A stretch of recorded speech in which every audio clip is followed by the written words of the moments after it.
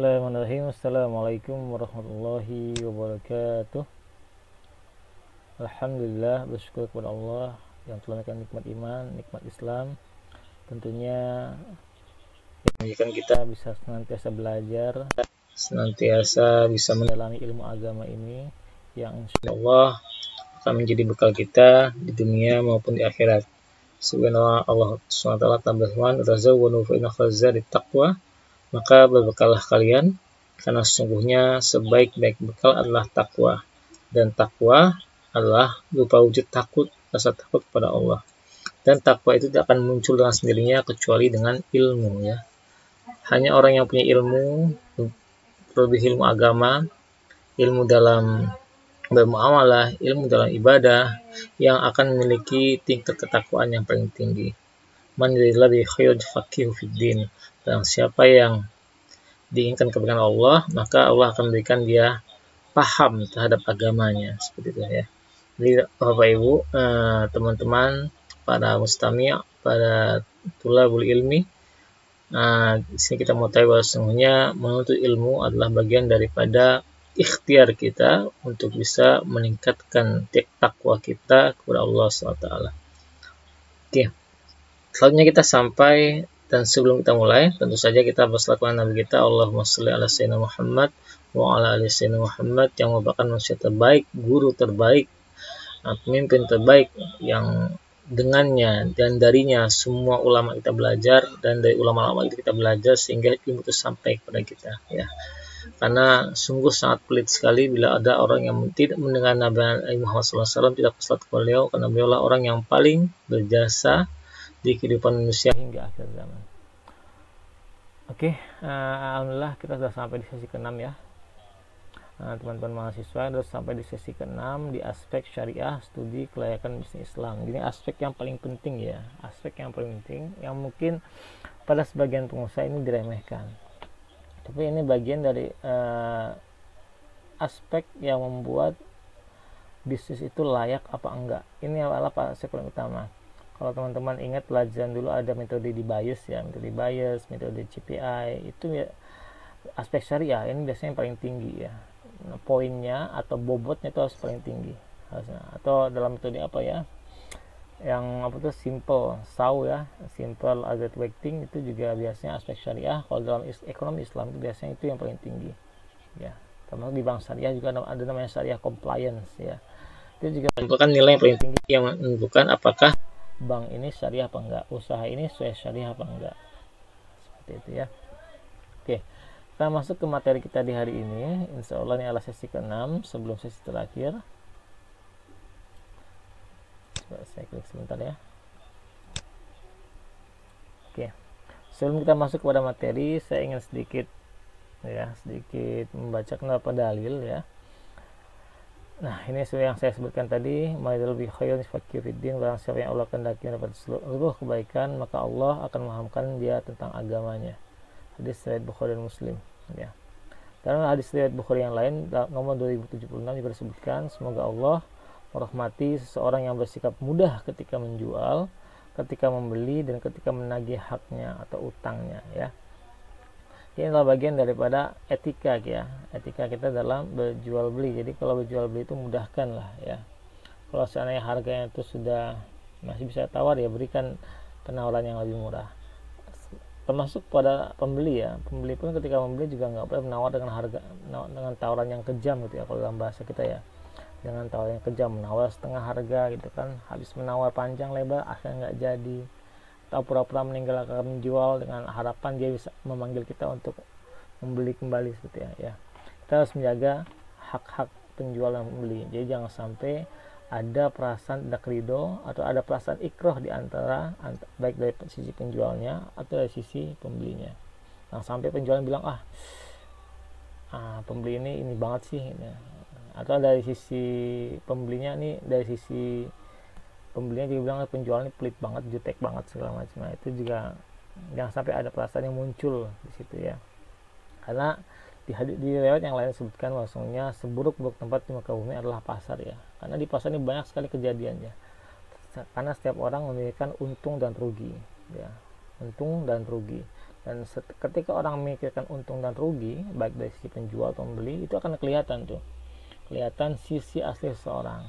Dan setan paling mudah untuk masuk menggoda di aspek ini. Nah, dari sisi penjual misalnya, mungkin dia akan menipu, akan menjual dengan harga, atau dia mempromosikan dengan berlebihan, atau dia menyembunyikan, kalau dalam hadis Nabi itu dia menyembunyikan kurma yang basah di bawah dan kurma yang kering di atas, seperti itu ya. Nah, banyak aspek seperti itu. Atau kalau dijamin mungkin ada duku rambutan, mungkin yang di atasnya itu bagus, yang di bawahnya jelek gitu kan ya. Dan segala macam, banyak sekali ya. Dan yang ketiga adalah ketika menagih hak utangnya. Nah, juga kita harus punya etika dalam menagih utangnya ya. Jangan sampai kita mencekik ya. Riba itu adalah salah satu praktek yang jelas sekali itu tidak punya etika dalam menagih hutang ya. Karena dia menuntut pembayaran yang lebih dari ininya. Makanya dari awal diharamkan ya. Dari awal riba itu diharamkan, di state diharamkan. Untuk memperjelasnya itu. Selanjutnya dalam kitab Al-Mughni, Mughnil Mughtaj ya, bab 6 halaman 310 disebutkan, janganlah seorang berdagang di pasar kami sampai dia paham betul mengenai seluk-beluk riba. La yattajiru ahadun fi suqina hatta yafhamu ma'akul riba. Jadi ini Umar bin Khattab ya. Jadi ketika Umar bin Khattab masuk menjadi khalifah, beliau berkata, sesungguhnya nggak boleh seorang berdagang di pasar sampai dia paham itu mengenai seluk-beluk riba. Sedangkan juga dalam kitab Al-Amr bil Ma'ruf wan Nahy 'anil Munkar halaman 15, Ali bin Abi Thalib pernah berkata, bahwa siapa yang berdagang namun belum memahami ilmu agama, maka dia pasti akan terjerumus dalam riba. Kemudian dia akan terjerumus dalamnya dan terus-menerus terjerumus. Karena itu saya sampaikan kembali, hal ini, aspek ini adalah aspek yang paling penting daripada aspek-aspek yang lainnya. Mungkin aspek terakhir yang kita bahas, tapi aspek ini akan mereview semua aspek yang kita pelajari sebelumnya. Seperti itu. Nah, bagaimana cara untuk mereviewnya? Itu langsung masuk ke materi. Ya, ini seolah nggak lama, teman-teman ya. Seolah ini sebentar saja. Yang penting teman-teman bisa praktek, itu aja sih ya. Dan bisa membuat laporannya nanti, atau membuat mengerjakan papernya. Contohnya seperti ini. Identifikasi syariah suatu bisnis. Ada beberapa konsultan syariah di Indonesia ya, yang sifatnya swasta, seperti punya Ustaz Elwandi, atau juga ada yang punya resmi dari MUI, ada juga dari Muhammadiyah namanya misalnya lembaga tarjih namanya. Itu bagaimana sih mereka menilai suatu bisnis layak secara syariah apa enggak, seperti ya. Mungkin secara umum ya, mungkin mereka punya metode yang lebih detail dan punya metode yang lebih spesifik seperti ya. Biasanya kita mulai dari muhasabah niat. Ini niat pembelinya buka usaha ini apa ya. Itu kelihatan sekali ya, muhasabah niat. Jadi niatnya apakah untuk keuntungan sendiri atau keuntungan untuk orang asing misalkan. Misalnya kalau kita kembali ke pelajaran sebelumnya di aspek manajemen, namanya itu salah satu World Field Organization itu adalah mekanistik. Artinya dia hanya perusahaan yang bekerja seperti robot yang menguntungkan para investor. Nah, berarti ini tujuannya adalah untuk menguntungkan investor nih, bukan untuk memandirikan umat. Itu dari niat sudah kurang tepat seperti itu ya. Nah, itu harus kita kaji. Bisa terlihat dari apa? Dari visi misinya, visi misi perusahaan seperti apa, visi misi yang kita buat ini seperti apa, terus nilai-nilai yang kita tanam untuk karyawan kita seperti apa. Ya, apakah di situ ada nilai-nilai syariah di situ? Apakah kita akan membiasakan mereka sholat duha ketika buka toko, ataukah kita membiasakan mereka untuk baca Quran sebelum memulai jualan seperti itu? Itu harus dimasukkan. Kalau niatnya sudah benar, insya Allah kedepannya akan benar. Nah, kalau niatnya sudah benar, ya, ini mengacu pada hadis Nabi ya, innamal a'malu binniyah wa innamal likulli imri'in ma nawa. Sesungguhnya setiap amal itu tergantung niatnya, dan sesungguhnya segala sesuatu itu dinilai dari apa yang kalian niatkan ya. Niatnya mungkin niatnya sholat gitu ya. Waktu dia prakteknya kelihatannya sholat nih, dia sholat tapi ternyata niatnya bukan untuk sholat, niatnya hanya untuk pamer. Berarti kan dia nggak dapat pahala sholat ya. Niatnya prakteknya dia makan gitu kan, tapi nggak ada niat untuk beribadah kepada Allah. Makannya itu hanya untuk jadi makan biasa saja, untuk kebutuhan dunia ini saja. Tapi kalau dia mulai makannya itu dengan ucapan Bismillahirrahmanirrahim, diniatkan untuk bisa menegakkan badan kuat untuk bisa beribadah kepada Allah, insya Allah makannya pun akan menjadi ibadah ya, akan menjadi pahala. Nah, sama dengan jual beli ya. Kalau niatnya untuk memandirikan umat, niatnya ingin mesejahterakan karyawan, niatnya ingin memberikan lebih banyak lagi manfaat kepada sesama, khususnya kepada umat muslim ya, tentu akan nilai ibadah seperti itu. Karena kalau niatnya udah benar, praktek setelahnya dia akan takut kepada riba, praktek setelahnya dia akan takut untuk menipu dan segala macam, karena dia tahu sesungguhnya praktek-praktek yang haram itu akan tidak memberkahi bisnisnya seperti itu. Nah, kalau niatnya udah benar, kita lanjut ke poin selanjutnya, yaitu petakan proses bisnis. Nah, jadi penting sekali kalau untuk menilai layak apa enggak ini kita petakan dari awal nih. Atau bahasa produksinya, bahasa MPO-nya tuh supply chain-nya seperti apa, dari hulu hilir seperti apa. Jadi dari hulu, misalnya hulu hilir dari proses produksi operasi seperti apa, dari pencarian bahan baku sampai dari bahan jadi, terus dari bahan jadi ada di situ ada masuk ke pasar, ada pemasaran, itu prosesnya seperti apa. Dari aspek keuangan mungkin dari modalnya dari mana, terus dimanfaatkan untuk apa, sistem pelaporannya seperti apa, apakah laporannya nanti kalau dia ada pajak laporannya harus seperti apa kan. Kalau dia sifat bentuknya PT kan ada pajaknya tuh biasanya kan, itu laporannya seperti apa. Itu harus benar-benar terdata dan jujur seperti. Kalau laporan ya harus jujur berarti ya. Nah itu harus dipetakan bisnisnya. Tadi kalau petanya udah jelas, identifikasinya juga kan jelas, enak ya, identifikasi jelas. Contohnya seperti ini ya, biasanya kalau secara umum biasanya kita membuat list pertanyaan misalnya. Contohnya misalnya dalam aspek pemasaran, apakah ada unsur gius dalam aspek pemasaran produk? Apakah ada tipu menipu di situ? Misalnya satu produk misalnya makanan gitu kan, digambarkan di kemasannya itu bagus, ada ayamnya, ada telurnya gitu kan. Ternyata ketika kita buka isinya nggak ada ayamnya itu kan. Yang ada cuman ya produk ini aja, produk-produk yang keriting seperti itu. Atau ada di iklan yang lain mungkin 7 dari 10 wanita itu mengalami keputihan seperti itu. Harus ada data risetnya. Jangan sampai kita hanya mengklaim atau menstate sesuatu. Itu bisa termasuk gish, menipu pembeli gitu kan. Jadi kita menjual ketakutan kepada pembeli. Jadi pembeli ditakut-takuti dengan wah nanti ada bahaya keputihan lah, bahwa sungguhnya orang cantik itu harus berwarna putih lah. Nah, itu kan didefinisikan jadi definisi cantik itu didefinisikan orang yang wajahnya putih, yang bibirnya merah seperti itu mereka definisikan sendiri, padahal faktanya nggak seperti itu. Nggak semua orang punya kulit putih, nggak semua orang punya bibir warna merah seperti itu. Nah, itu penting apakah kita harus bermuhasabah terhadap marketing kita, bermuhasabah terhadap model promosi kita, apakah ini udah benar sesuai syari, apakah ini jujur, apakah ini ada bohongnya di sini, apakah dilebih-lebihkan, apakah ada yang dikurangi gitu kan ya. Ini adalah produk pertama di Indonesia atau dengan penjualan nomor 1 di Indonesia, itu harus ada sumber datanya ya, harus ada sumber datanya. Jadi jangan sampai kita berlebihan ya. Atau ada menampilkan mengendorse salah satu bintang iklan yang membuka auratnya, itu juga nggak baik seperti itu. Itu bagian dari aspek pemasaran ya. Itu dipetakan ya. Ini hanya salah satu aspek ya, salah satu poin dalam aspek pemasaran. Dia akan banyak lagi. Yang kedua misalnya contohnya adalah bahan-bahan pembuatan produk. Kalau dia misalnya produknya dalam bentuk barang, berarti kita akan analisa aspeknya. Misalnya produk makanan, misalnya rumah makanan apa ya, misalnya kebab misalnya kan, apakah ini produknya dari sumber makan yang halal, apakah seladarnya diambil dari mana, kita harus tahu. Misalnya seladarnya diambil dari pasar Angsoduo, terus dagingnya kita ambil dari pasar Talang Bakung, terus setelah apa lagi namanya itu, tomatnya kita beli dari pasar mana tuh, pasar banyak lah, dari pasar di Pondok Meja segala macam ya, macam-macam. Nah pastikan itu dari sumber yang halal. Jangan sampai kita tidak tahu nih, misalnya ayamnya ternyata diambil dari peternakan yang punya non muslim ternyata. Karena biasanya kalau produsen itu biasanya kan belinya langsung banyak ya, jadi kita pastikan nih pemilik produk itu dia harus muslim ya, bukan nggak boleh membeli dari non muslim ya.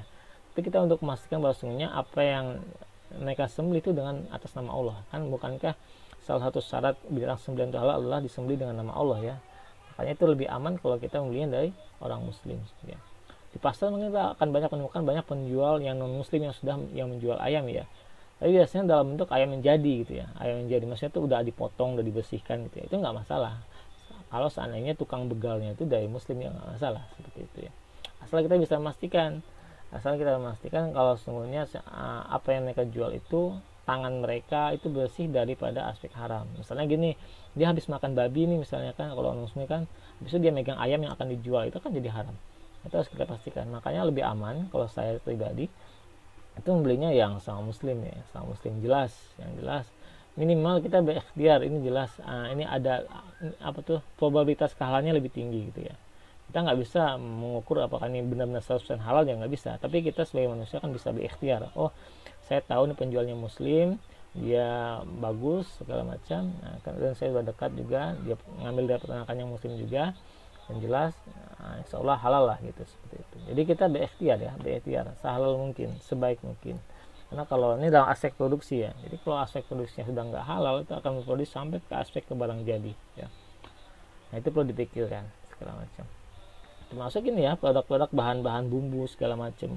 Nah, itu perlu dipikirkan ya, satu-satu ya. Makanya kalau dalam perusahaan yang besar yang baik itu, mereka punya divisi sendiri itu, bagian produksi, bagian operasi, karena mereka akan nilai ini sumbernya dari mana, stoknya harus terjaga. Kalau kemarin ingat pelajaran tentang apa itu manajemen SDM ya, yang terkait Sony Ericsson dengan Nokia, itu kan sampai Nokia tuh bikin banyak supplier dia tuh, jadi bikin banyak channel, jadi jangan sampai dia tergantung sama perusahaan yang di Belanda. Karena kalau seandainya suppliernya tiba-tiba bangkrut, atau dia punya masalah keluarga, atau dia punya krisis segala macam, dia akan berdampak pada aspek produksi kita. Makanya harus dipikirkan tuh, kita harus punya supplier yang bagus, kalau bisa banyak. Kalau lebih baik lagi itu biasanya, kalau pernah ada perusahaan di Thailand namanya Pak Pohan itu, dia punya perusahaan banyak tuh, ada perusahaan agrobisnis, ada perusahaan ternak segala macam. Dia sampai ke perusahaan barang jadi. Nanti saya cari videonya ya, insya Allah saya cari videonya nanti di akhir ini. Di akhir ini saya cantumkan linknya aja. Nanti ada perusahaan Pokpohan itu punya perusahaan Thailand. Tapi itu sangat bagus. Dia punya perusahaan hampir di semua ternak, baik perikanan, perunggasan, bahkan dia juga punya lembaga risetnya. Perkebunan juga punya dia, perkebunan. Sampai jadi supply dia dari perkebunan, unggas dan perikanan itu, dia akan mensuplai ke produknya yang menengah. Misalnya dia ingin produk ikan jadi gitu, ikan yang dibungkus, atau ikan goreng yang dibungkus. Kalau di luar itu ada ikan goreng yang udah dibungkus ya, ikan goreng yang dibungkus. Atau misalnya produk yang nugget, misalnya di produk nugget tuh banyak. Nah, itu mereka produksi sendiri. Jadi bahan bakunya dari mereka, terus mereka produksi lagi dari produksi menambah nilai tambahnya, terus dipasarkan di minimarket mereka gitu kan. Sampai mereka tuh punya media sendiri seperti itu. Jadi sangat lengkap loh, dari hulu hilir mereka sangat lengkap. Ya. Ini mirip seperti perusahaan kalau di Indonesia itu ada suatu perusahaan yang sudah menambah seperti ini, satunya adalah Citycorp ya. Citycorp itu punya punya orang Indonesia juga, Citycorp ya. Yang Transmart, kalau teman-teman tahu ada Transmart. Transmart itu kan dia punya namanya Mega Bank ya, Mega Bank Syariah juga ada ya, Mega Syariah. Terus juga punya hotel segala macam, punya tempat wisata segala macam. Nah itu biasanya bersinggungan, maksudnya itu kalau seandainya kita berjualan kita membeli barang di Transmart dengan rekening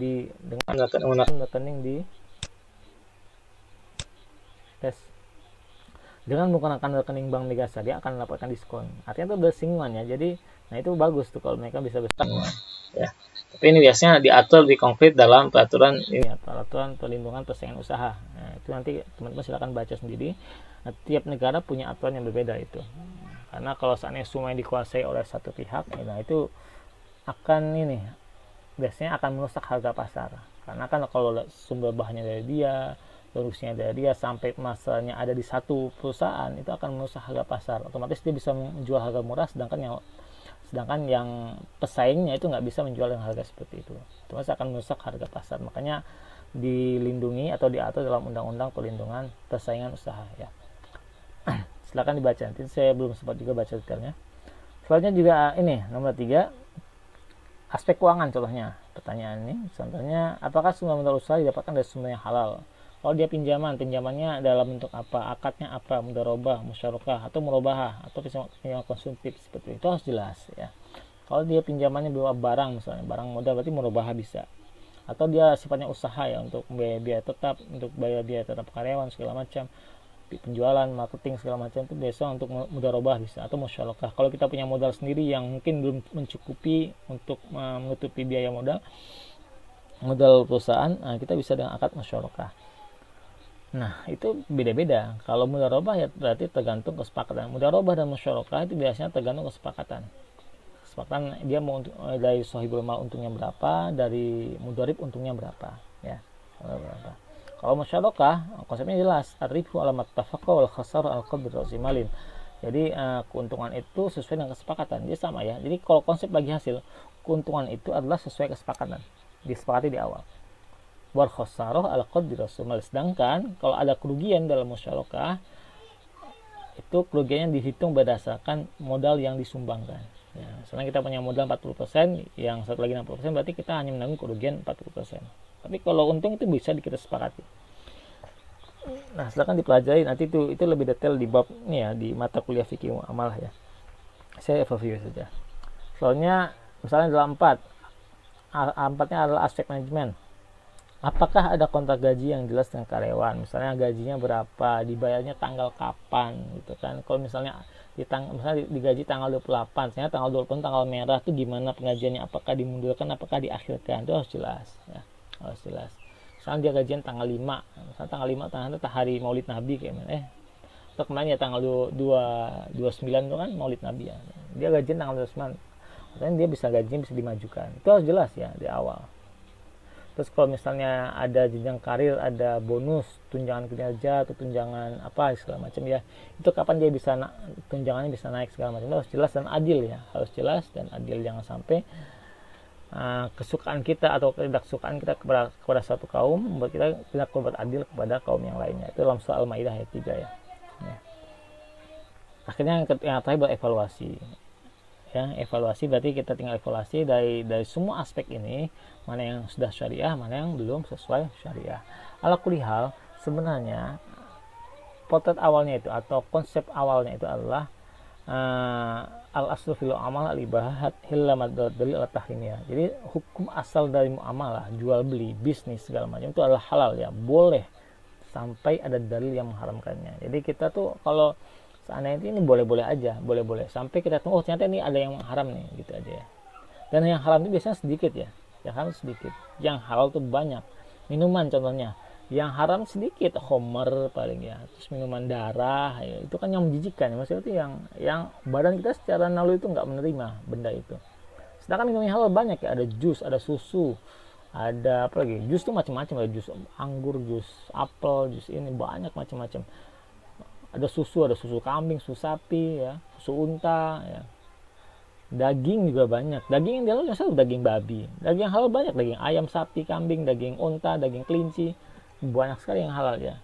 Jadi yang haram itu pasti sedikit ya. Ya. Nabi Adam ketika masuk surga itu semuanya halal di surga. Kecuali satu buah. Buah khuldi dikenal ya, maupun sebagian ulama itu ada yang berdebat tentang masalah penamaan buah itu. Nah, yang halal cuma satu. Sedangkan buah-buah yang lain itu halal semuanya seperti itu ya. Jadi kita jangan sampai dikit-dikit haram, dikit-dikit haram. Enggak ya, dikit-dikit halal, dikit-dikit halal sebenarnya. Kita harus menanamkan dalam diri kita sebanyak halal di muka bumi ini. Yang haram itu sangat sedikit ya. Jadi cari yang halal.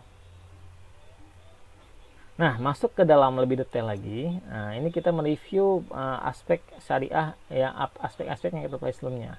Yang pertama adalah dalam konteks pasar. Nah, aspek syariah dalam pasar ini biasanya bentuk pasarnya itu yang paling ideal, misalnya pasar yang sempurna ya, nggak ada barrier di situ, semua orang bisa masuk ya. Terus konsep pasarnya seperti pasar di zamannya Rasulullah, yaitu semua orang boleh masuk, tidak ada biaya sewa segala macam. Itu yang paling bagus ya, walaupun yang agak sulit ya, agak sulit di zaman sekarang. Tapi itu kan nggak sulit tuh bukan berarti nggak mungkin, dan saya kira itu masih ada ya, terjadi di Indonesia, bahkan di dunia itu banyak ya. Ada salah satu kampung di daerah Medan, saya lupa nama daerah kampungnya, itu tuh luar biasa, mereka memenuhi kebutuhan mereka sendiri. Jadi mereka menanam tanamannya, mereka makan sendiri. Jadi suatu kampung ya, jadi mereka saling tukar-tukar barang antara mereka sendiri, maksudnya itu jual belinya antara mereka sendiri. Itu bagus sekali itu. Saya lupa nama itu, saya belum terlintas nama kampungnya di sini, di daerah Sumatera. Yang kedua terkait aspek harga. Harga ini nggak boleh merusak harga pasar, artinya nggak boleh menjual di bawah harga pasar ini ya sebenarnya. Ini yang agak longgar di Indonesia ya, karena banyak orang di startup sekarang itu, terutama marketplace, itu menjual harga dengan harga di bawah pasar, dan itu sangat merusak sekali harga di lokalnya.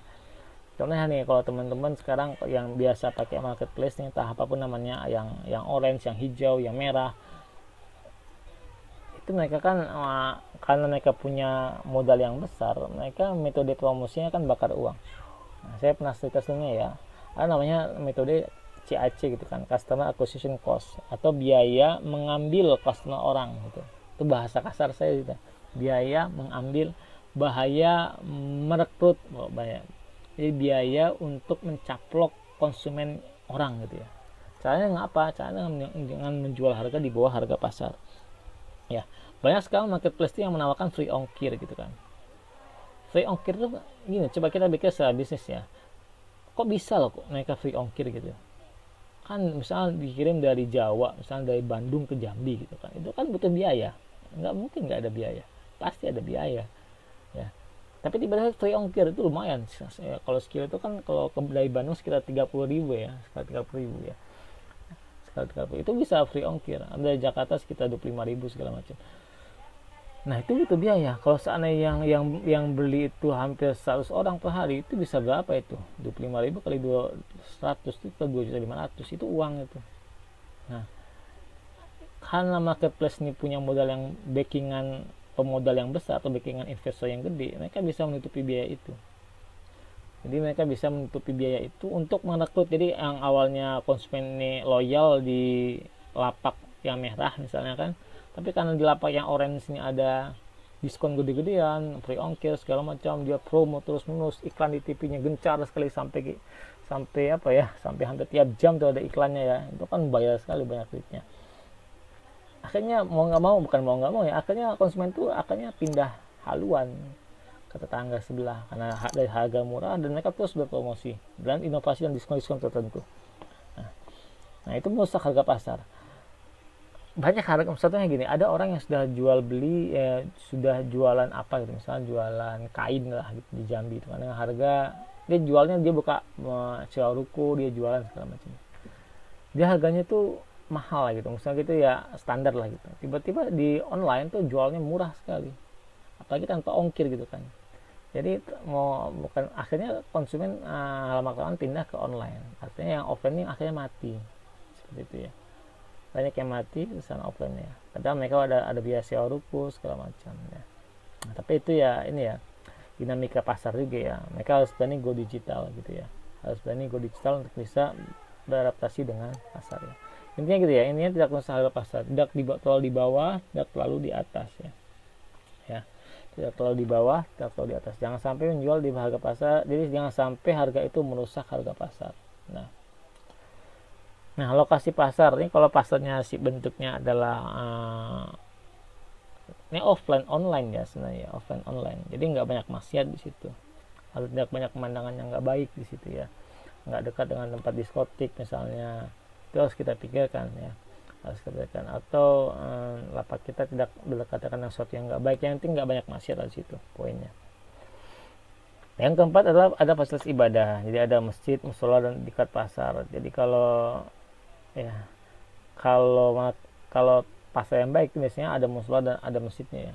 Baiknya toko kita dekat masjid ya, dekat masjid pasar. Jadi kalau waktu sholat kita tinggal menutup toko kita dan pergi ke pasar ya. Ini akan menjadi ini ya, percayalah. Jadi kalau teman-teman ketika sholat itu tutup toko lalu ke masjid, itu akan jadi branding sendiri ya, akan jadi branding sendiri secara duniawi ya, walaupun kita nggak mengharapkan itu ya, karena kita berusaha mengejar akhirat. Sesuai dengan hadis Nabi kan, kalau seandainya seorang mengejar akhirat, maka dunia akan mengikuti.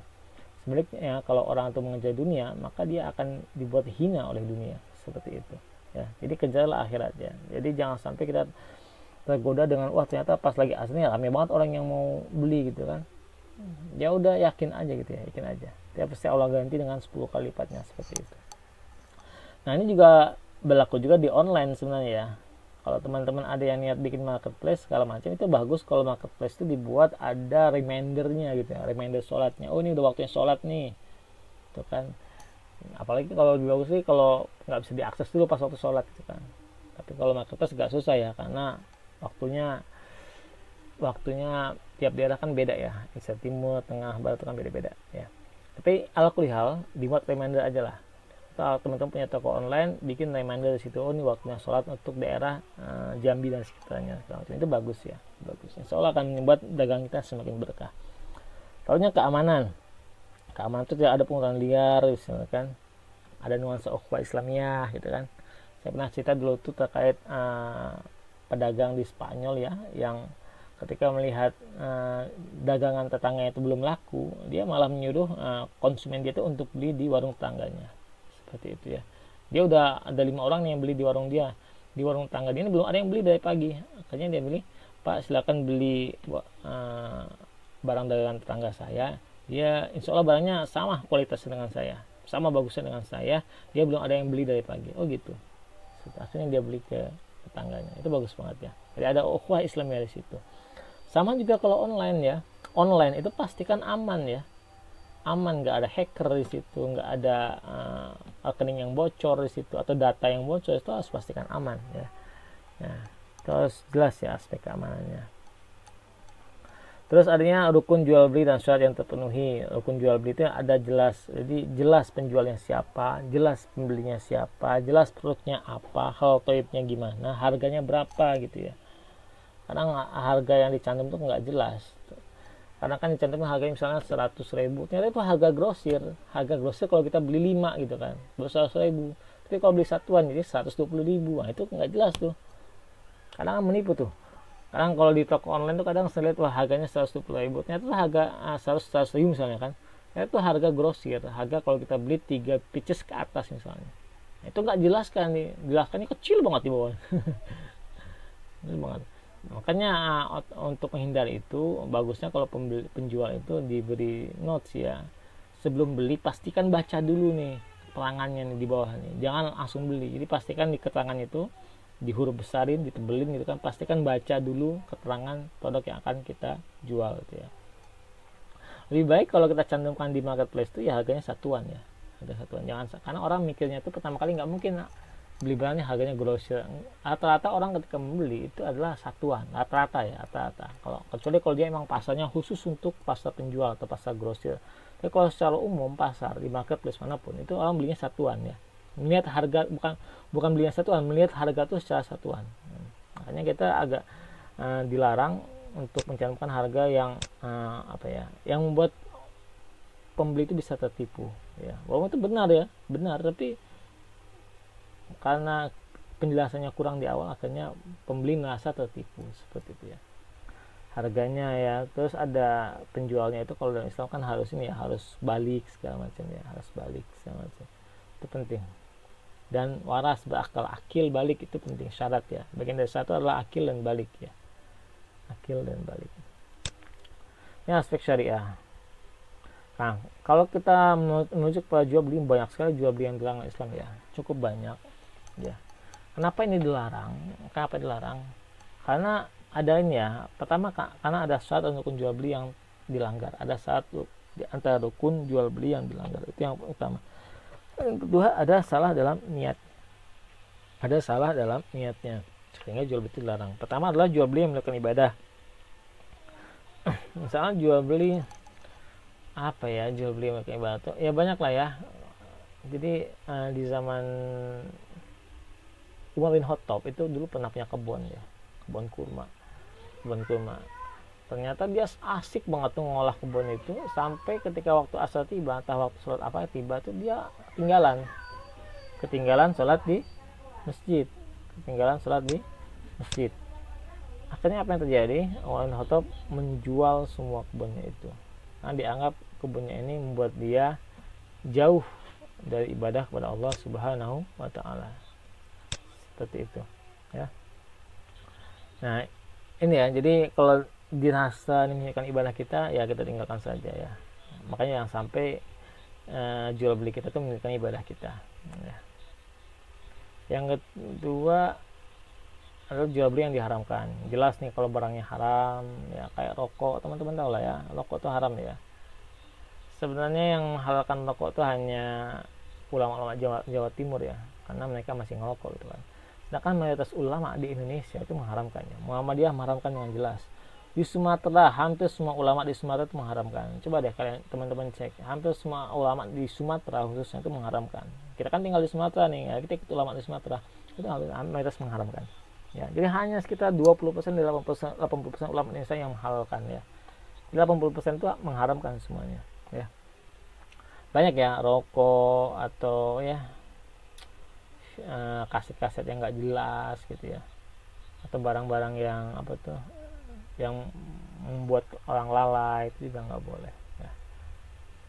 Jual beli untuk kejahatan seperti itu, jual beli pisau gitu kan untuk ibu rumah tangga bagus, tapi jual beli misalnya kita tahu nih orang nih kayaknya mau marah nih, mau bunuh temennya gitu kan, beli pisau sama kita gitu kan. Kalau kita sebagai orang yang beriman itu nggak boleh menjualnya, karena kita tahu kalau kita menjual kepada orang ini dia akan berbuat kejahatan dengan barang ini, itu nggak boleh ya. Atau jual beli pisau, jual beli pulpen misalnya, pulpennya dipakai untuk kejahatan, gitu nggak boleh juga ya. Untuk misalnya dia seorang koruptor, tahu dia mau tanda tangan proyek yang nggak jelas gitu kan, beli pulpennya ke kita gitu kan, wah dia mau tanda tangan tapi nggak ada pulpen gitu kan, itu beli pulpen dong gitu kan, mau tanda tangan ini proyek ini, kita tahu nih proyek ini nggak jelas nih, kok buat korupsi nih, itu nggak boleh juga ya, karena itu akan menjadi berimbas dosa kepada kita ya, karena mendukung sesuatu yang diharamkan atau sesuatu yang jahat. Jual beli barang yang tidak dimiliki, nah ini juga banyak ya dipraktekkan di bank syariah di Indonesia nih. Jadi banyak bank syariah itu yang masih melakukan ini, jual beli barang yang tidak dimiliki ya. Jadi kalau dalam Islam itu harusnya barang dimiliki dulu, dimiliki dulu barang tersebut. Kalau seandainya kita mau menjual barang online ya izin ya, izin. Jadi kita statusnya sebagai marketing gitu ya, bukan sebagai penjual. Kalau kita sebagai penjual berarti kita harus punya barang yang akan kita jual seperti itu ya. Ini banyak terjadi di Indonesia, banyak sekali ya sebenarnya. Kita mau beli jual gula, mau beli apa waktu ya? Saya pernah di Jogja itu mau beli gula merah waktu itu apa ya? Yang jual itu nggak punya gitu kan. Akhirnya dia pergi ke toko sebelah dulu gitu kan. Toko sebelah. Yang penting saya langsung ke toko sebelah aja gitu ya. Pasti teman-teman pernah ngalamin hal supaya pasti agak nggak ridho ya, wah pasti kalau beli sama nanti naikin lagi harganya gitu kan. Jadi akan muncul perasaan nggak ridho di situ tuh. Tapi nggak enak juga sih kalau saya ninggalin dia gitu kan. Dia serba nggak enak gitu ya. Oke, selanjutnya jual beli inah. Apa sih jual beli inah? Jual beli inah itu ini insya Allah pernah dipelajari, insya Allah sudah dipelajari ya di pelajaran fikih muamalah ya. Kalian menjual barang secara cicilan, lalu kalian beli lagi secara kontan gitu kan, tapi dengan harga yang murah ya.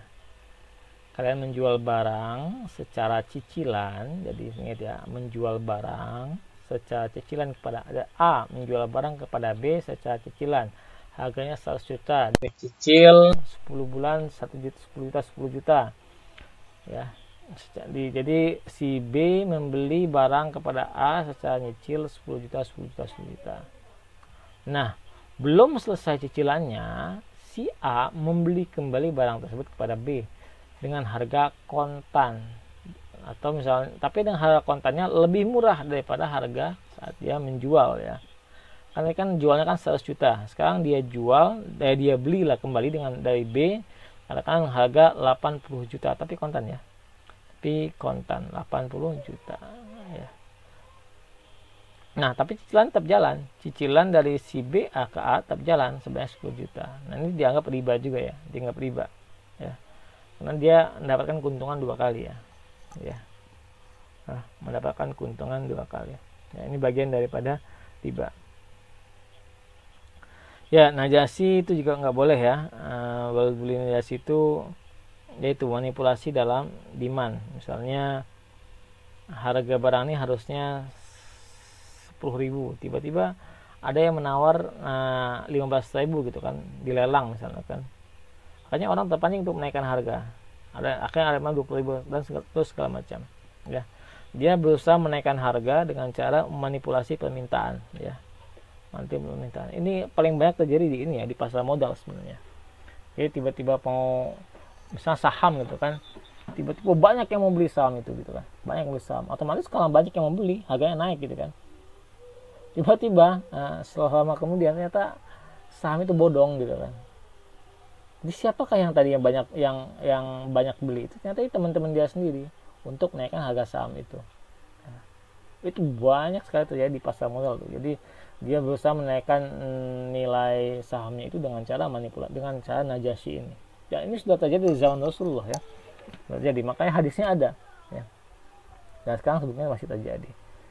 Makanya jual beli di atas jual beli saudara. Misalnya saudara kita udah mau, misalnya gini, kita jualan sama A, udah tawar nawar, sepakat harganya udah 15.000 ya, sepakat deal. Tiba-tiba datang orang entah dari kemana si C, dia menawar, udah saya beli sekarang harga 20.000 gitu.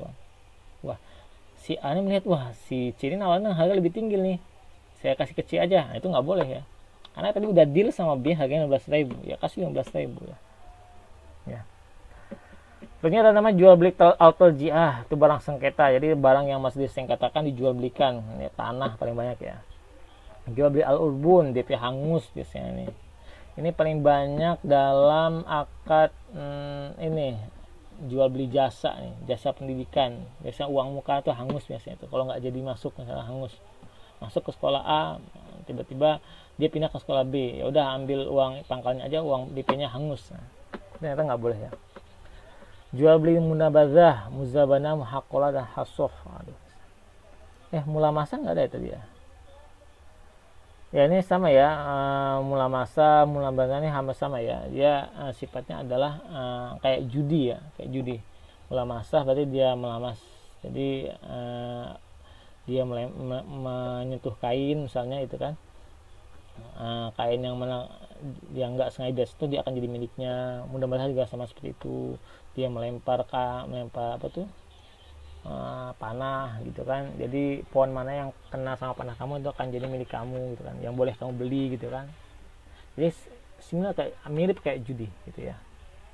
Muhaqqalah sama ladang berarti kan. Muzabana tuh kayak pohon membeli apa namanya, membeli pohon yang belum berbuah. Misalnya saya mau beli pohon ini dengan harga sekian, padahal pohonnya itu belum berbuah ya, masih pucuk-pucuknya, belum kelihatan buahnya, itu nggak boleh. Atau jual beli ijon dalam bahasa kita. Kalau muhaqqalah tuh ladang berarti. Jadi dia mau beli sawah ini dengan harga ini, hasil taniannya ya, padahal itu masih baru ditanam gitu kan ya, itu nggak boleh. Hasoh itu lebih ini parah lagi. Hasoh itu kayak jual beli tanah. Dia jual beli tanah sesuai dengan jarak jauh dia melempar batu misalnya. Ini saya beli ya, tanah ini dengan harga segini. Luasnya berapa? Luasnya sebesar kamu sejauh kamu mau lempar batu. Nah, itu namanya hasoh. Itu nggak boleh. Jadi nggak jelas, barangnya nggak jelas yang beli. Artinya nggak jelas ukurannya itu kan, nggak jelas berapa jumlahnya kan, ini kan nggak jelas semua nih. Nggak jelas tuh di barang yang akan dijual tuh nggak jelas ya, harga yang jelas tapi barangnya nggak jelas gitu ya, itu nggak boleh. Jual beli barang ribawi ya, itu ya, ini ya seperti emas ya, barang makanan pokok ya, itu harus sama ya, harus sama. Jual beli ikroh terpaksa. Ikroh terpaksa itu misalnya dia nggak ada uang lagi, butuh uang untuk biaya kuliah, dia hanya punya HP, dia mau jual HP seharga, misalnya harga HP-nya itu harusnya 1.200.000, dia jual 1.000.000 gitu kan sama temannya. Tiba-tiba temannya melihat, wah ini kan lagi pepet nih, udah saya beli 900 deh, saya beli 900 ya gitu kan. Harusnya dalam Islam kalau tahu teman kita kepepet gitu ya, kita bantu, kita beli dengan harga sesuai dengan apa yang dia minta gitu ya. Dia minta 1 juta, kasih 1 juta, karena pasti dia akan menjual di bawah harga gitu kan, di bawah harga, karena dia terpaksa, dia butuh mepet gitu. Yang terakhir adalah juga beli ihtikar itu yang nimbun BBM segala macam yang untuk menaikkan harga, itu nggak boleh. Jual beli barang najis, misalnya kalau kita ke pasar BJ itu kan banyak tuh, bukannya ini ya, banyak. Saya dulu waktu kecil juga suka beli di barang BJ ya, itu pasti kan barangnya tuh udah bersih ya. Jadi kalau jual beli itu pasti kan barang kita tuh udah bersih, jangan sampai ada virus-virus bekas iler kita tuh masih di barang jualan tuh ya. Kan kalau pakaian lama kan gitu, pakaian bekas, ada bekas iler lah, bekas apa segala macam, itu kan nggak bagus ya, nggak bagus untuk dijual. Ini mulai masa yang tadi ya. Oke, saya napas dulu ini sebentar ya. Oke, selanjutnya tes. Oke, kita mulai kembali ya. Selanjutnya kita masuk ke aspek kedua, itu aspek pemasaran. Nah, ini udah kita pelajari sebelumnya. Ada 4 aspek dalam pemasaran untuk mengukur syariahnya ya. Ada robaniyah, wakiyah, insaniyah, akhlakiyah ya. Yang nogis sama tadi, nggak ada tipu menipu gitu. Ada manipulasi demand, adil dalam timbangan ya. Itu robaniyah. Dia berasnya adalah takwa kepada Allah. Dia takut, dia merasa ketika dia berdagang, ketika dia memasarkan barang ini, dia dilihat oleh Allah SWT. Yang kedua adalah wakiyah. Wakiyah itu adalah menyampaikan sesuai dengan fakta. Wakiyah ya, realistis gitu ya. Misalnya kemasan sesuai dengan produknya. Jadi kita misalnya kemasan ini mencantumkan bahan-bahan, terus ada gambarnya situ kan. Kadang tuh gambar di kemasan bagus banget, ternyata isinya nggak sebagus dalam kemasan gitu ya. Atau di luarnya itu ada bahan-bahan tertentu, ternyata bahannya itu ada yang nggak dicantumkan gitu. Misalnya ada bahan kayak babi segala macam, itu harus dicantumkan jelas ya. Expirednya kapan misalnya, itu harus jelas dicantumkan ya. Ini ada halalnya apa enggak gitu kan, udah izin produksi apa enggak, itu cantumkan jelas. Nah, bahasa masa yang jujur misalnya, minum es krim ini kan makan seger gitu kan, ternyata habis makan es krim itu malah ini ya sakit tenggorokan. Ya harusnya ya kita harus ini ya, yang jual itu yang manfaat. Jadi bahasa harus jujur, jangan dilebihkan, jangan dikurang-kurangi ya. Quality assurance, jadi harus jaga juga kualitasnya ya. Kalau insaniyah misalnya dalam masalah itu jelas ya, untuk bonus untuk marketing itu harus jelas sesuai dengan standar ya. Jangan sampai kita selalu membuat marketing itu terlihat seperti Romusa ya, kerja ini ya. Terus ada tagline yang mendidik gitu kan. Tagline-nya itu enggak apa ya, jangan sampai membuat orang tuh lupa dari syariat ya. Dan lokasi yang mudah dijangkau, jangan sampai kita jualan misalnya jualan gado-gado tapi tempatnya tinggi sekali gitu kan, orang susah untuk menjangkaunya gitu kan, nggak masuk akal tuh, nggak manusiawi gitu ya, nggak manusiawi. Atau juga menjual harga yang di atas kemampuan manusia ya. Misalnya tahu nih orang lagi butuh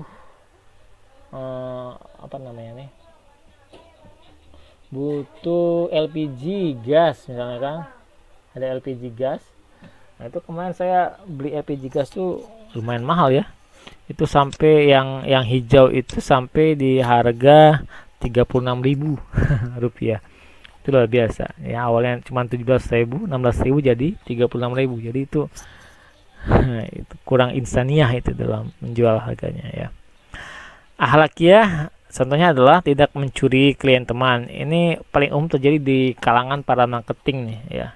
Suka mencuri klien teman. Misalnya ada konsumen prospektif nih, dia pengen beli properti di misal di mana daerah Mayang lah misalnya kan. Kan marketingnya kan nggak cuma satu, ada 2, 3, 4, 5. Dia nelpon kepada marketing A gitu kan. Ternyata udah cara teleponnya sama si A. Habis itu si A-nya pergi ke toilet gitu kan. Nah, si B ngelihat, nomor teleponnya dicatat di copy sama si B, akhirnya si B nelpon ke orang tadi, akhirnya dibelilah properti itu lewat marketing B. Artinya yang dapat bonus adalah marketing B. Itu nggak boleh ya, itu mencuri klien teman, itu nggak boleh ya. Service quality, ada pelayanannya ya, pelayanannya maksimal sesuai dengan kebutuhan manusia ya, dan iklan yang beretika ya, iklan perlu ya, iklan yang beretika ya. Saya lihat kemarin tuh ada di marketplace yang warna orange tuh, dia berapa bintang itu kurang ini ya, kurang beretika lah menurut saya itu. Yang penting karena menampilkan auratnya segala macam. Tapi alhamdulillah sekarang tuh udah nggak ada lagi, tinggal si tukul aja tuh yang muncul ya, dan lain-lain pastinya. Artinya ini yang saya sampaikan ini hanyalah contoh, sisnya silakan kalian teman-teman bisa jabarkan sendiri. Lainnya aspek syariah dalam produksi berbasis riset ya. Jadi produksi yang bagus tuh ada risetnya ya. Jadi jelas produk ini dibutuhkan oleh masyarakat. Skalanya berapa? Jadi yang mau diproduksi berapa jumlahnya? Ya. Cocok nggak dengan jumlah modal dan jumlah pegawai? Itu harus ada risetnya, itu yang bagus. Selanjutnya untuk sumber produksi, proses produksi yang finishing barang jadi, itu harus kita pastikan halal dan thayyibnya ya. Pastikan sumbernya itu halal dan thayyib ya. Halal itu artinya ya tidak haram, sumbernya itu tidak haram, bukan dari zat-zat yang diharamkan. Dan toyib artinya itu baik dan bermanfaat ya. Ya, baik dan manfaat. Terus pastikan ya produk itu tidak mengandung mudorot ya. Banyak produk yang mengandung mudorot ya. Misalnya kayak saya pernah sampaikan dulu tuh ada produk yang dia bentuknya permen tapi bentuknya kaki gitu kan. Itu kan kayak kita menjilat kaki pengusaha gitu ya. Terus segala macam dia punya banyak micinnya misalnya. Ini juga penting ya, harus diatur nih berapa kapasitas micin dalam itu ya. Karena produk-produk sekarang itu banyak yang apa ya, yang membuat yang merusak kesehatan generasi milenial ini ya. Jadi kalau kita lihat orang zaman dulu tuh dia jarang gosok gigi sekarang, tapi giginya sehat aja. Sekarang tuh karena kita banyak micin segala macam, jadi selalu ada produk baru itu untuk melengkapi mudarat dari produk lain seperti itu. Ya. Jadi pastikan tidak mengandung mudarat ya. Kalau mudarat pastikan jangan terlalu banyak gitu ya. Kalau bisa jangan ada mudarat lah seperti ya. Dan tentunya produk tidak bertentangan dengan SARA. Jangan sampai dulu ada di hotel ya, ini ada produk jasa hotel itu dia bikin logo itu yang sedikit mencemooh agama tertentu, itu nggak boleh seperti ya. Jadi atau mencemooh budaya tertentu itu nggak boleh. Kita bikin logo, bikin karakter dalam produk itu jangan sampai mengandung mudarat dan bertentangan dengan SARA ya. Selanjutnya dalam operasi misalnya, dalam operasi, aspek dalam operasi, itu pastikan zero defect. Zero defect itu itkon dalam kualitas, artinya itu benar-benar kualitasnya maksimal. Nggak ada defect, nggak ada cacat. Defect itu cacat ya. Jadi kalau kita bikin produk, entah bikin makanan lah, bikin soto, misalnya jualan soto, itu jangan ada defect situ. Contoh defect apa? Misalnya ada cowok lah masuk, atau semut lah masuk ke situ, atau saya ulat masuk, itu kan defect ya. Defect, ada cacat dalam makanan kita gitu. Itu perlu diperhatikan ya. Apalagi jual masakan Padang, itu bahaya sekali kalau seandainya ada cacing saya masuk ke situ. Ya.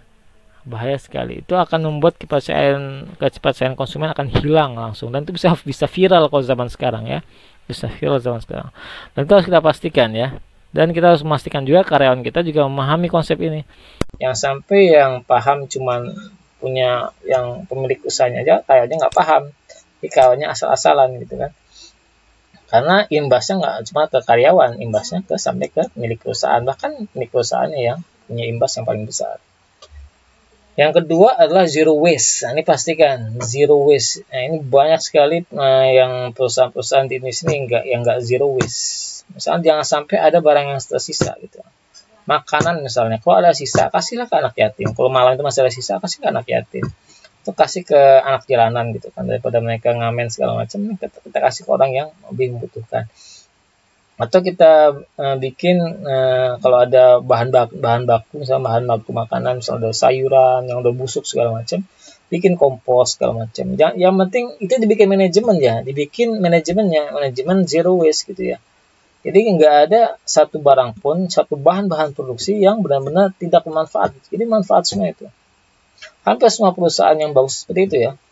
Saya dulu pernah ke Mentos, pernah saya tahu ya, perusahaan Van Melle namanya itu nggak ada namanya bahan baku tuh yang zero, yang waste ya, Artinya semua dimanfaatkan, baik dengan untuk produksi impor atau produksi untuk skala produksi ekspor atau produksi untuk lokal, atau bahkan untuk memanfaatkan barang lainnya. Jadi nggak ada yang jadi limbah gitu ya. Ada yang benar-benar jadi limbah tuh nggak ada. Itu yang bagus ya. Jadi ada sustainable di situ. Dan ramah lingkungan. Ini penting, ramah lingkungan. Jangan sampai kita bikin rumah makan tapi tetangga di belakang rumah makan itu merasa kebauan ya. Karena cuma dapat baunya aja gitu ya. Maksudnya dapat bau makanan aja, makanannya nggak pernah nyampe gitu kan. Itu penting juga ya. Itu nggak ramah sama tetangga gitu ya. Ramah sama tetangga. Cuma ngasih baunya doang. Itu kan malah kena sunnah yang lain lagi tuh. Kena pelanggaran sunnah yang lain lagi ya. Seperti itu. Ya, ramah lingkungan tentunya kita nggak merusak tanaman, tidak merusak hewan di sekitar, seperti ya. Dan menjadi bagian dari kemandirian umat. Tentunya gini, setiap karyawan yang beroperasi di perusahaan kita itu juga ikut berkontribusi, merasa dimandirikan. Mereka bisa mandiri, bisa belajar bila usaha ya segala macam ya, dan ikut memenuhi kebutuhan umat ya. Jadi karena banyak sekali sekarang produk di pasaran itu yang punya asing banyak sekali ya. Karena faktanya perusahaan asing itu mereka memang lebih memahami konsumen kita ya. Jadi memahami konsumen muslim. Contohnya gini ya. Dulu habis perang dunia, itu kan perang dunia kedua itu kan perang antara Jepang sama Amerika ya. Kalau dengar pernah cerita tentang Pearl Harbor ya, bukan perusahaan, pelabuhan Pearl Harbor yang pernah dibom sama Jepang. Terus juga ada kisah Jepang dibom atom di Nagasaki dan Hiroshima. Itu kan artinya kan Jepang sama Amerika lagi perang. Tapi ternyata di tahun 80-an mobil Jepang itu bisa masuk Amerika. Bahkan bisa mengalahkan mobil-mobil Amerika bahkan orang Amerika cenderung lebih suka beli mobil Jepang daripada mobil Amerika sendiri. Lalu mereka perang loh. Apa yang terjadi? Ternyata orang Jepang memahami perilaku konsumen orang Amerika. Jadi orang Amerika itu lagi mikir, lagi pengen punya mobil yang hemat energi satu, dan bahan bakunya mudah didapat.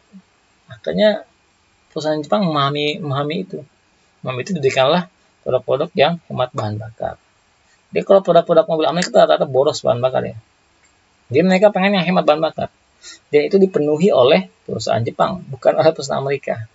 Makanya perusahaan Jepang bisa lebih maju, lebih bisa diterima oleh Amerika ketimbang produk otomotif mereka sendiri. Bahkan sekarang itu perusahaan otomotif Jepang itu saking hebatnya ya. Nah, ini saya bukan memuji, ini cuma bagian daripada kita belajar bersama ya. Jadi mereka sampai punya prinsip, punya filosofi, buatlah barang baru sesuai dengan kebutuhan konsumen di masa yang akan datang sebelum produk lamanya akan menjadi jenuh. Artinya, kalau teman-teman lihat ya, hampir setiap mobil Jepang, motor Jepang itu ya, itu sebelum produk lamanya itu jenuh, itu mereka sudah melakukan produk baru. Hampir tiap tahun, 2 tahun sekali itu biasanya ada produk baru yang muncul. Nah, itu adalah bagian daripada cara perusahaan Jepang untuk bisa menjaga perilaku konsumennya. Jadi biar konsumen itu selalu nggak jenuh dengan produk-produk dari perusahaan mereka, dan mereka selalu update gitu kan. Bahkan mereka udah bisa sampai pada level menentukan selera konsumen, bahasanya itu. Jadi bukan perusahaan itu selera yang ditentukan oleh konsumen, tapi ternyata mereka sudah bisa menentukan selera konsumen. Ya, seperti itu. Nah, itu kalau ada orang muslim yang bisa buat seperti itu kan akan menjadi bagian dari kemandirian umat ya. Selanjutnya, ini banyak sekali ya. Ini baca aja lah.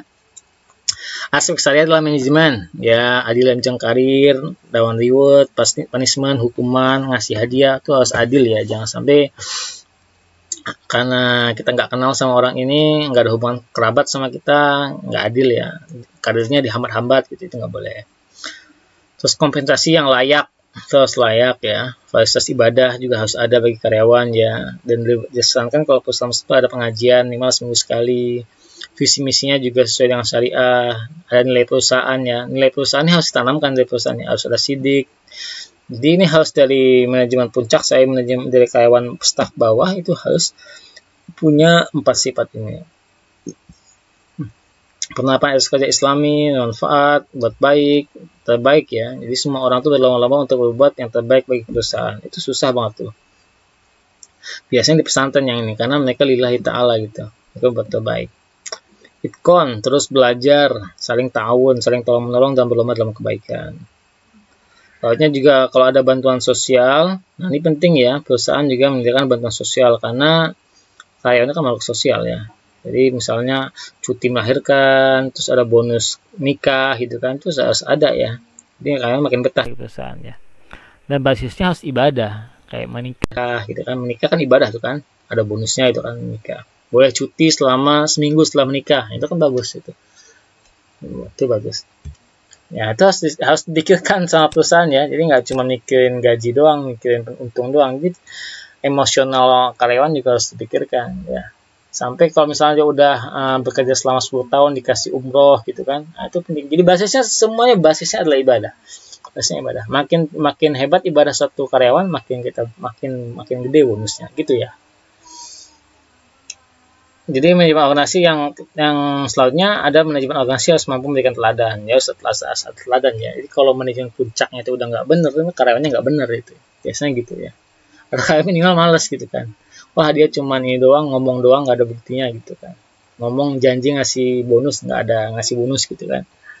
Nah, itu harus jelas ya, jangan sampai kita menjanjikan sesuatu yang nggak ada. Jadi harus bisa diteladan dalam amanah dan sidik dan tablik dan fatona. Filenya Islamic Welfare Organization. Jadi kalau kemarin kita lihat ada 3 welfare organization, ada mechanistic, organic, dan social system. Nah, kita harus bisa mengacu kepada organik dan social system ya, seperti itu. Agar kita mekanistik nggak apa-apa, tapi mekanistiknya kepada Allah. Organiknya sesama. Nah, organiknya berarti sesama ini ya, dalam melakukan syariatnya. Ya.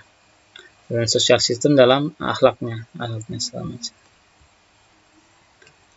Selanjutnya tinggal berapa lagi nih? Ya, aspek syariah dalam keuangan. Nah, ini yang kemarin ya, terakhir ini banyak. Saya lihat kemarin teman-teman masih banyak belum bisa menyelesaikan aspek keuangan ini. Nanti insya Allah yang nilainya masih di bawah standar, saya akan kasih, atau yang belum mengumpulkan atau terlambat mengumpulkan, saya akan kasih tugas tambahan ya. Tapi yang sudah bagus nggak usah lah. Yang ini aja, saya kasih kesempatan sekali lagi untuk menyelesaikan tugas aspek keuangan ya. Lain-lainnya lebih bagus. Nah, kalau aspek syariah dalam keuangan, pertama adalah sumbernya harus halal ya. Modal itu harus halal. Pengeluarannya sesuai. Jadi, misalnya ini mata anggaran ini untuk gaji karyawan. Ya kasih ke gaji karyawan ya. Untuk bayar listrik, ya kasih ke gaji listrik. Untuk biaya listrik, bukan untuk yang lainnya ya. Banyak perusahaan tuh yang hancur gara-gara dia pengeluarannya itu nggak sesuai. Oh, saya pinjam dulu lah untuk biaya sekolah anak saya. Oh, saya pinjam dulu lah untuk misalnya untuk jalan-jalan misalnya kan pas lagi liburan gitu kan. Nah, itu jadi kanibal ya. Jadi dia mengkanibal perusahaannya sendiri dengan egonya gitu ya. Misalnya habis dapat pinjaman uang di bank, besoknya cuti bersama kayak kemarin cuti bersama ya, lama.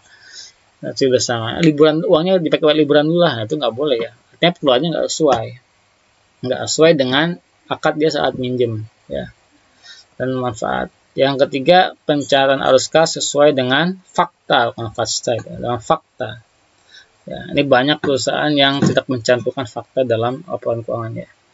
Laporan keuangan juga harus jujur ya. Kalau laporan keuangan jujur, maka zakatnya pun akan jelas, kelihatan berapa totalnya, zakatnya, pajaknya juga berapa. Dan tentunya perusahaan muslim yang baik harus ada alokasi dana untuk zakat, infak, sedekah, dan wakaf ya, untuk menjaga keberkahan suatu usaha. Oke, saya kira cukup sampai di sini. Nah, ini adalah aspek syariah dalam keuangan terakhir ya. Semoga bisa bermanfaat dan semoga bisa teman-teman amalkan, dan semoga bisa menjadi amal jariah bagi saya secara pribadi, dan bisa menjadi amal jariah bagi kalian dan para mustami' yang mendengar video ini. Terima kasih. Syukran. Afu minkum. Sekian datang dari Allah, yang salah datang dari saya sebagai manusia. Syukran wabillahi taufiq. Assalamualaikum warahmatullahi wabarakatuh. Waalaikumsalam.